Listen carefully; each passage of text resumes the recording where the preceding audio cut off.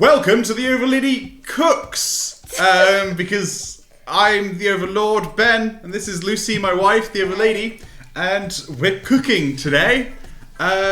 We've got...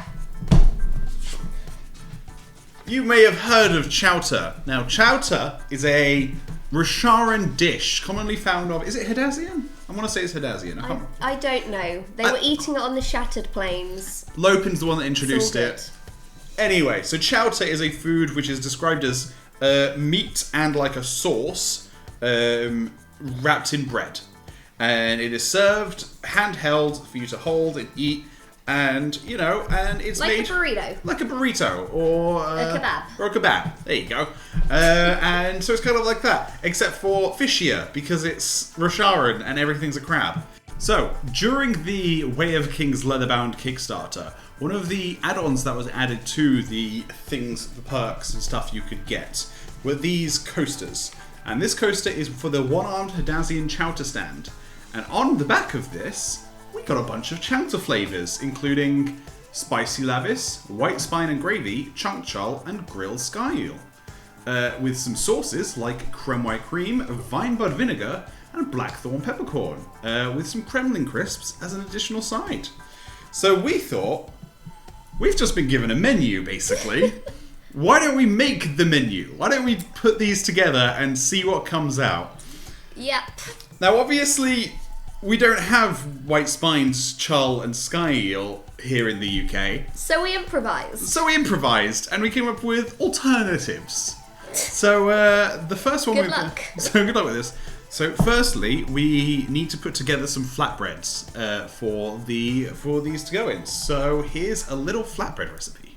So we're going to start by taking some flour, some yogurt, some baking powder, some melted butter and some yeast that's been mixed with water and sugar.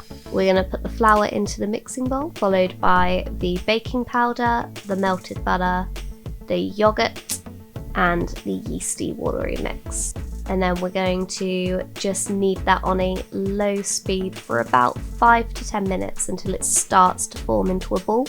If it's too sticky, we'll just add a bit of flour and then we're going to bang it out onto the work surface. We're going to oil the bowl, and once the bowl is nice and oiled, we will put the bow back in to rest. We're going to cover in our oiled cling film and we're going to leave that somewhere nice and warm for about an hour. So once it's ready, we're going to oil our work surface. We're going to take it out. And we are going to cut that into 16 even-ish pieces. So we're going to get it into a nice little sort of ball first. And then using a sharp knife, we're going to cut it in half. And then each half we are going to ball up and cut into 4. And then each fourth we're going to cut one more time. So we are left with 16 in total. So once that's cut, we're going to get a dry pan nice and hot. There's no need for any oil in the pan. We're going to roll the flatbreads out nice and thin, as big as we can, because there's a lot of chouta to fit into these. And we're just going to carefully take that and put it into the hot pan. And we're going to leave it for a couple of minutes until some bubbles start to form. And once they start to form in the centre, we are going to flip it over. You don't have to use your hands, you can use a spatula. And then once we flipped it, we're going to use a cloth or just some paper towel just to try and press some air bubbles out and get it nice and cooked. And we're going to repeat this for all 16. Thanks, Ben. So the first thing we're going to be doing is we're going to be doing the white spine and gravy. Here in real world, we don't have white spines, but we kind of figured these are kind of the wolves kind of things, or like something like that of the Rasharan world. So we've basically got the closest to a wolf right here. So we're going to be taking.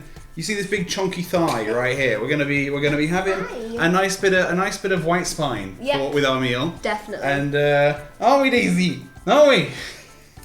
She knows. She knows. Right. So since we obviously have no intentions of eating a dog, let alone our dog. The challenge was coming up with a meat that didn't taste familiar.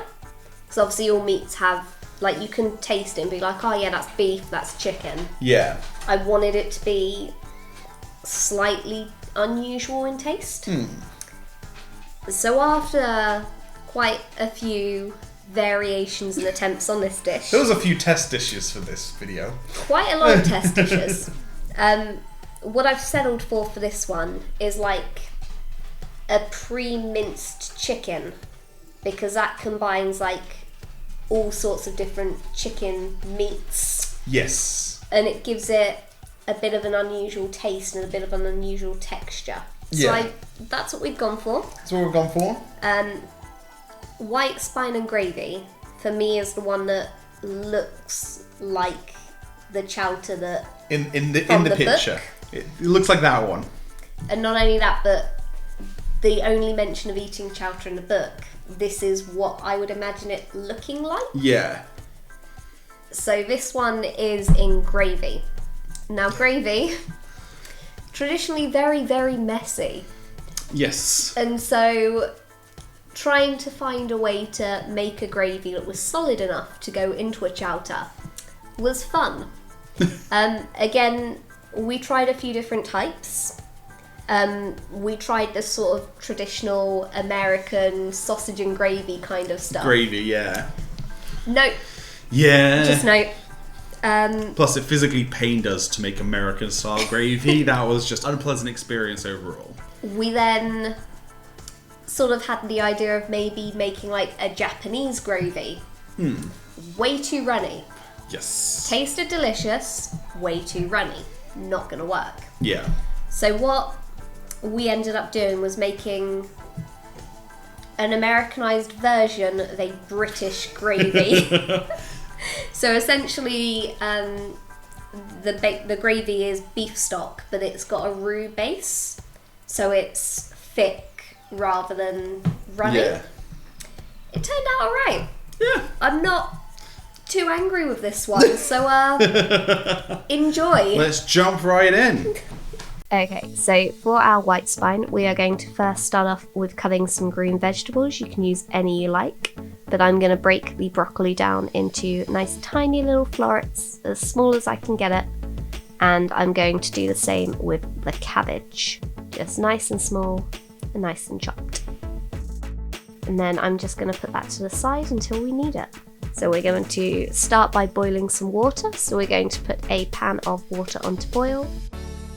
And whilst that boils, we are going to peel and thinly slice some potatoes. Hey Daisy. So we're going to sort of cut the potatoes as thinly as we can, so that they make some good old Kremlin crisps. So once our water's boiled, we are going to drop the potatoes in and leave those for about 10-ish minutes, just until they are nice and soft, but they are not starting to break up. And whilst they cook, we're going to put a small pan of oil into the oven to heat up. So for our meat, we are going to use some chicken mince, which you can't get here in the UK, so I'm using some chicken burgers that I'm just going to mash up because it's the same thing. But to those, I'm going to use some mushrooms and some garlic with some marjoram, some rosemary, some oregano, just salt and pepper, just a few herbs just to give it a bit of flavour. And the mushrooms are to just make them nice and moist.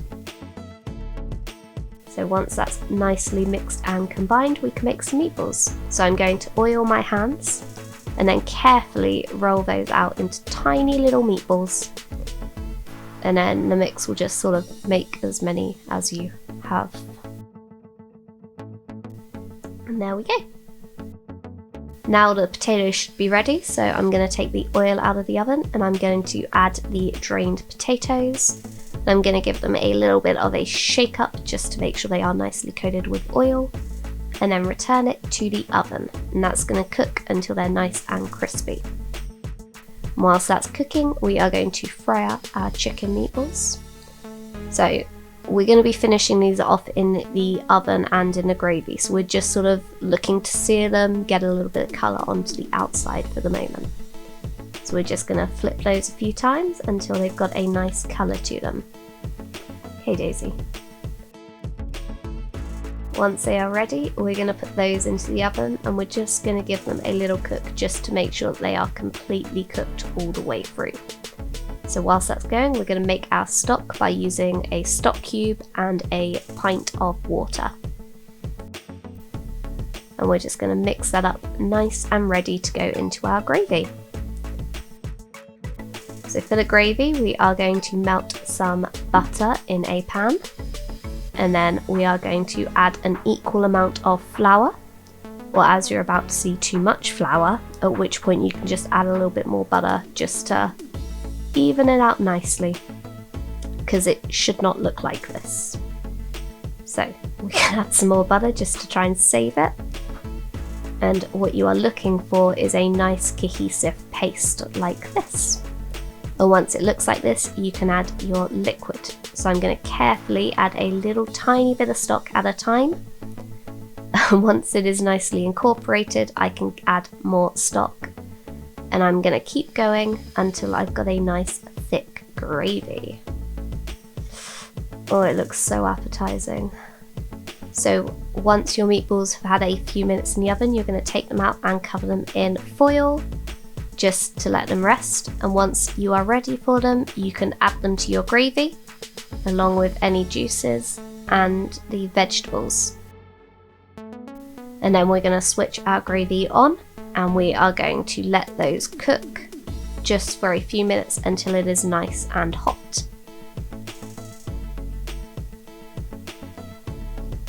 So to assemble, we're going to take one of our flatbreads, and we are going to add a few meatballs and some of our gravy mix. You can see it's very thick. And we're just going to add a few Kremlin crisps to the top just to give it a bit of a crunch, so it's not just a sloppy mess in a wrap. And there we have it, our white spine in gravy.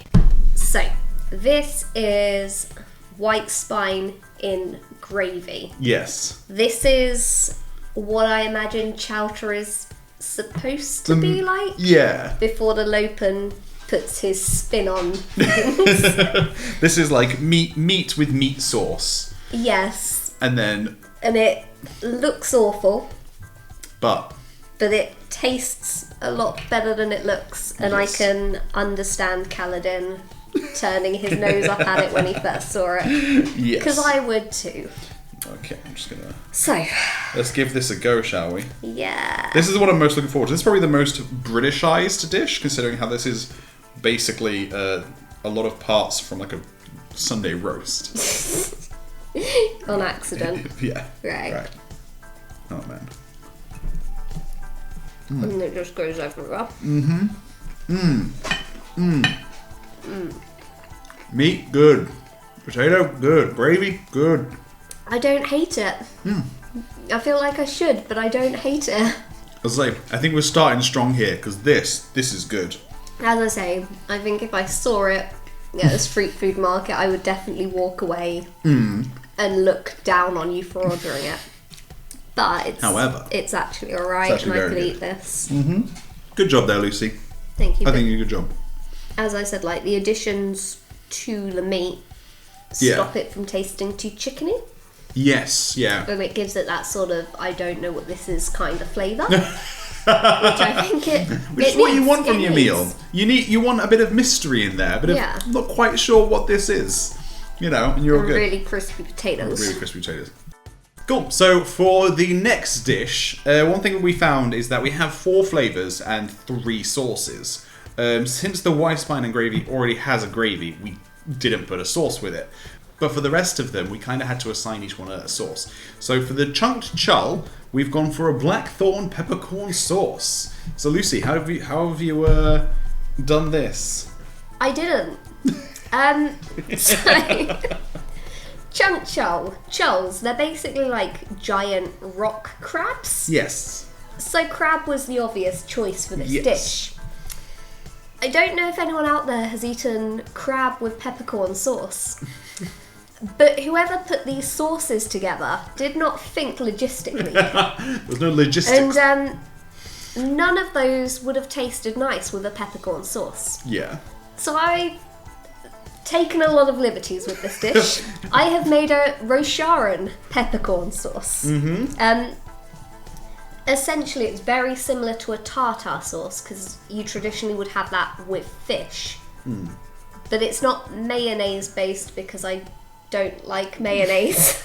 So it's essentially a caper and like based sauce because I figure capers, they kind of look like, if you look at a caper, it passes for what could be described as a peppercorn. And therefore, peppercorn sauce. There you go. And then also there's a lot of pepper in it as well. There's some pepper in it. And for the chunk chow itself, this again has gone through quite a few recipe tastes. We have yet to find one we like. We did try crab. Crab was a big no-no. We discovered that neither of us likes crab. Yep. And on the various different sort of seafood, shellfish bases, this was our preferred one. So enjoy. Enjoy. Okay, so we're going to start by making the sauce. So I'm going to take a few pickles and I'm going to dice those into tiny little cubes with my amazing knife skills. And once they are nicely cubed, I'm going to put those into a bowl and I'm going to roughly cut up some capers. I don't need them to be as small, but they kind of need to be small, and these are what we're going to refer to as Rosharan peppercorns because I didn't want a peppercorn sauce. So we're going to add those to our pickles along with some parsley and a little bit of mint and some salt and pepper, of course. So we're going to use some sour cream. So we're going to put a little bit of sour cream in there and we are going to give that a big old mix together. And that is our peppercorn sauce. So we're going to take a pan of water and we're going to put that on to boil. And whilst that boils, we are going to cut up some crayfish tails and prawns. And these are going to be our chunks of chol. So we're going to roughly chop them so they're even-ish chunks. And we're just going to put those into a bowl once we are done, ready to use later.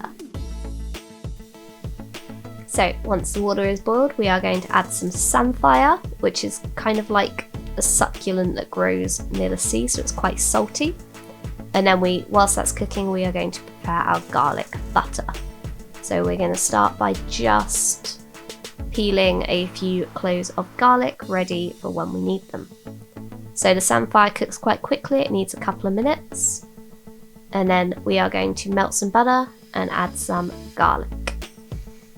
And a little bit of parsley, because it's garlic butter and you need it. And once that is nice and ready, we are going to cook off our chunks of chol. Now these are pre-cooked, so they don't need very long, we're just sort of looking to heat them through and make them garlicky. And once they are nice and hot, we are going to add our samphire back in, just so that too can get nice and garlicky. And we're not adding salt to this recipe because the samphire is very salty. So to assemble, we're going to take our flatbread, we are going to smother it generously with our peppercorn sauce, and then we are going to add our samphire and our chol mix, making sure we've got lots of lovely chunks of chol on there. So Lucy, so here we have some chol with peppercorn sauce. Yes. Let's give the chol and peppercorn sauce a go. And hopefully people will understand why we didn't go for an actual peppercorn sauce. Because prawns and peppercorn, not my thing. It's better without the crab, but better doesn't mean good. I mean, I'm sure someone out there would eat this. Do you know what? I think about it. I think the crayfish is a bit saltier than I was expecting. It's crayfish, right? I think the crayfish is saltier than I was expecting. But that's all right. I don't think it's salty, it's the samphire that's salty. Because samphire grows on the coast. So the water it absorbs is seawater. So it's a very salty thing. So I think that's where sort of the saltiness comes from. Because when you cook with samphire, you don't add salt to it. And you don't really want to heavily salt anything else in the dish. Yes, I agree, yeah. So I definitely think that's where that's from. Massive improvement over the crab. Definitely have this with crayfish. If you like crab, maybe make it with crab. We do not like crab, it turns out. No. Cool, so that was our chunk chal. Next is time for some spicy lavis with creme white cream. And this one though. Wow. So this one was quite obvious. Lavis is grain. Yeah. So it was just going to be a load of grains in a sort of spicy sauce. And then the creme white cream, again, sour cream. I'd already used it for the peppercorn sauce. I figured it would be a good base for both. Because if you were having some sort of stand using ingredients that can be used for a couple of dishes, obviously helps to cut down your cost. Yes. So I figured giving it a sour cream base would be quite nice. Because then you just have a big tub of sour cream in your chowder stand, and you just sort of separate and make. One of the things that I was going to mention about these is that they're all made with soul casted meat. Yes. And originally, one of the ideas was to make a huge load of seitan. Yes. I don't know if I'm saying it properly, but we're going to go with it. Yeah. Which is essentially a meat alternative that's made from gluten. So obviously that would have been made using grain, which again, soul casted grain. Yeah. You could... would have been quite nice. Yeah. But I felt like it would be too simple Yeah. to do one meat alternative for all and just flavour it differently. Just flavour it differently, yeah. Wanted to try something else.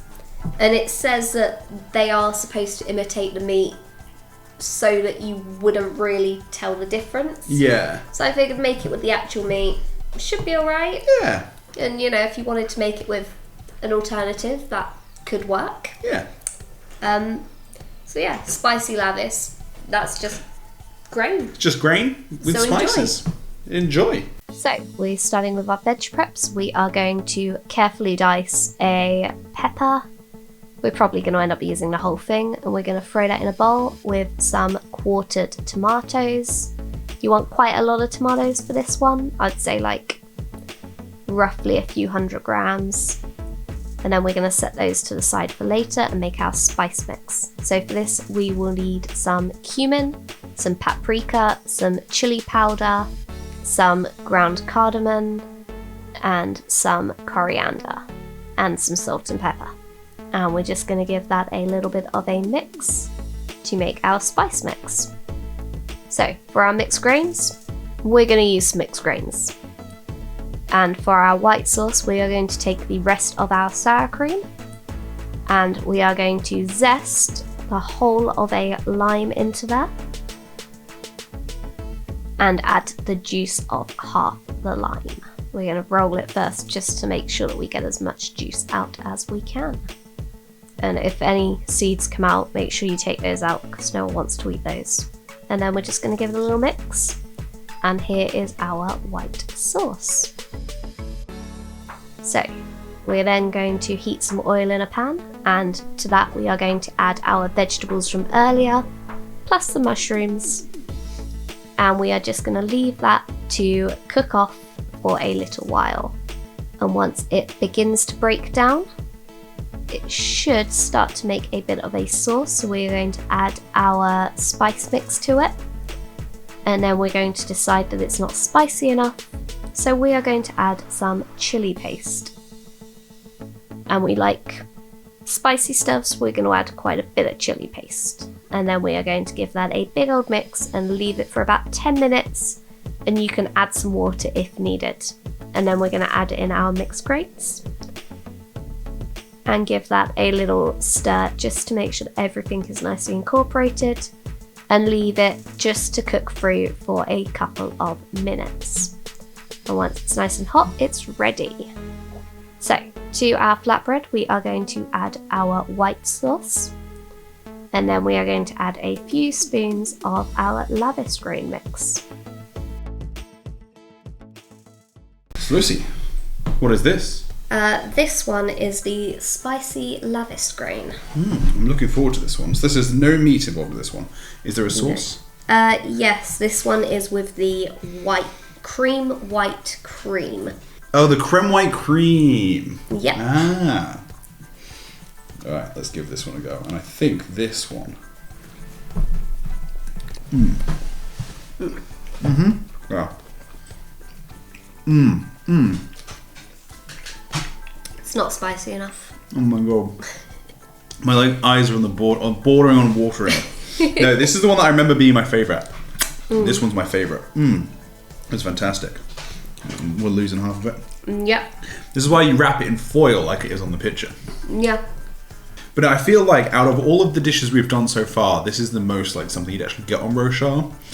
Obviously because the other dishes we don't have the right meats for. And this is just grain, and grain's nice and easy. Not only do we not have the right meats, but things like sky eel, we could have brought some eel, but I don't want to eat eel. So I feel like this is like the one that's probably easiest to recreate. It's also the easiest to cook. It took like, what, 10 minutes? Wow. Yeah. This is by far the easiest one to do. And it's delicious. Yeah. I'll give this one a solid 8 out of 10. This is the best one so far. And finally, it's time for some grilled sky eel with our vine bud vinegar. This one is Look, again, whoever decided to make these flavour combinations clearly was not thinking about actually ever eating them. Yes. This one has been a challenge. I have tried various different fishes. None of them keep their shape whilst being grilled. Yeah. The closest you had were tuna and salmon. They would keep their shape best. It wasn't really... They've got too much flavour to them. And therefore it sort of didn't mesh well. Yeah. I needed quite a plain tasting fish to sort of make this work. Because yeah. I don't know if you've ever enjoyed a load of vinegar on your fish. But when fish has a strong flavour to it, vinegar does not... It doesn't go well. Doesn't work. Yeah. It just doesn't work. And we could have gone for like jellied eels, which is like a... In England, you can actually buy eels that have been jellied. But they're not really something you cook with. You just eat them as they are. You can't really like... You also could not pay me enough money to eat eels.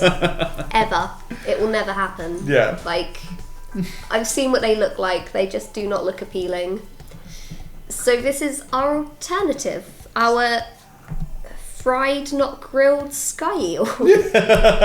Which again, I feel like if it was battered sky eel, it would have been delicious. Yeah. But it definitely needed something to help keep it together. Yeah. Because this one has definitely been a challenge to make work. So for our sky eel, we are going to very, very thinly slice a white cabbage. And we are just going to lightly chop that into evenish chunks and do the same with our red cabbage. And we want these slices to be very, very thin. And then we are going to take a carrot, cut the ends off and peel it. And then we're going to grate it into our bowl. And maybe not throw it on the floor. It's a bad move. But luckily, Daisy is here. So we are then going to mix those together to make a sort of slaw mix, which we will then add a little bit of red wine vinegar. We don't want too much because we've got vinegar in our sauce. And we're just gonna give that a little mix. So we're then going to take half a cucumber and we are going to dice that into even-ish little chunks. And this is just to give it a bit more of a crunch. So we're going to put those into a bowl. And for our sort of marinade for these, we are going to take some peanut butter, a couple of spoons, and we are going to mix that with some boiling hot water. And by doing that, it makes a paste. And then we are going to mix in our cucumber. We're just going to make sure that is nicely coated. And then we're going to set that to the side for later and add more salt if needed. So for our sauce, we're going to take some toasted sesame oil, and we're going to take some rice wine vinegar. And then we're going to remember it needs some coriander leaf in there, and we will add that afterwards. And we're going to mix it up to make a vinaigrette. So we're then going to take some white fish. We're using cod here. And we're going to heat a pan of oil and drop our fish in the skin side down. And we're just going to leave that to fry for a few minutes. Once it's got a bit of colour on the bottom, we are going to flip it and get the top nice and toasted. And then once it is nicely cooked, we will take that out. And we are going to slice that to make some strips of what is supposed to be sky eel.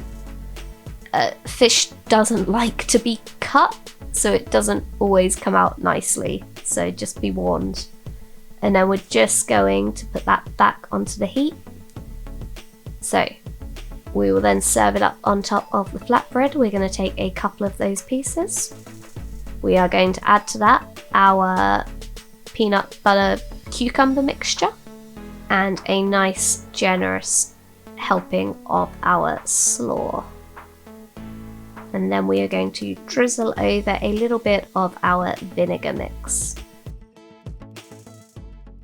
What have we got here, Lucy?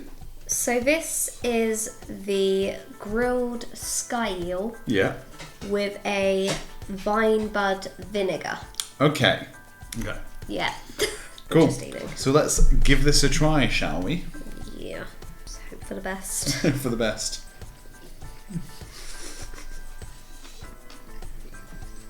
I think it's alright. I know you're not a fan. Do you know, this was my least favourite during the testing. The crab was pretty bad, but I thought this was my least favourite during the testing. It's okay. It's okay. It's edible. I'm alright with this. See, this one I struggle with. I can't work out if I like it or not. It's a very unusual combination of flavours. It is. I don't think I've ever had slaw with peanut and fish before. And whilst it feels very Rasharan, it's got that fishy flavour. And the peanut kind of gives it like an earthy flavour. Yeah. And the slaw adds a bit of crunch to it, so it's good. It's just so bizarre. I just think I'm done, you know? Just I've had a couple of bites, you know? Done what I can. Yeah, I think we're ending on a low note here. It just takes so long to chew. It's so chewy. I wasn't expecting it to be so chewy. Is fish supposed to be chewy? I think it's the bread, if that helps. Okay. But it's definitely the bread that makes it chewy. See, if the last one was an 8 out of 10, pretty good. This is like a 5. This is if I'm served it, I eat it. But I would never ask for it. But no, I think you've done a good job here, Lucy. I think you've done a job of recreating... Food. That people stuck without access to food would eat. Yep, this is literally like war camp food. And I think you've done a good job recreating that feeling of we're stuck in the middle of nowhere and we have to soul cast our foods. And it doesn't taste as much. Excuse me. It tastes of a lot. It definitely tastes of a lot. I would say out of flavour, 5 out of 10. Out of Rosharan legitimacy, I'd give this a 9 out of 10. To be fair, I think looks-wise, this one probably looks the best. Yeah, as well. It's got a good cross section. That does. Yeah, it's just a shame. It's just a shame. It's just a shame. It's just a shame. So there we have it. Our 4 chowters and 3 sauces and some Kremlin crisp. Yeah. And so yeah, I think, should we judge them? Should we give these each a rating? Do you know what? They're all so delicious. I don't know if I could. Okay, honestly, 7 out of 10, 6 out of 10, 8 out of 10, and 5 out of 10. That's fair. That is fair. Yeah, that is my rating. I did really like that. I also really liked that one. So. Yeah. But no, yeah, I think you did a fantastic job, Lucy. Thank you. Just don't make me make chowder again.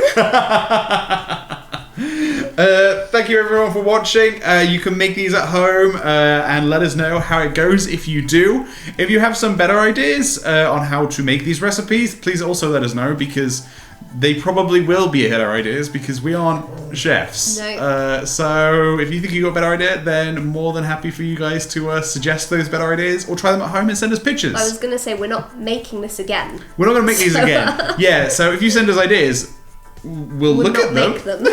we'll give them a read. But yeah, thank you guys for watching. Follow us on 17shot.com. Follow us on YouTube, Twitter, Discord. We have a Discord, so you can talk to a Discord. OnlyHands. Oh my god, we don't have an OnlyHands. Yet. On Patreon, because we have a Patreon, and you get these videos early, and also some outtakes. Yeah. And there's a lot of outtakes for this one. This video is by far the biggest project we've done so far. I cannot describe. We got up at 7 a.m. this morning to start doing this video, and it is late afternoon. So, yeah. Thank you guys for watching. Leave a comment down below, and we'll see you guys next time. Bye.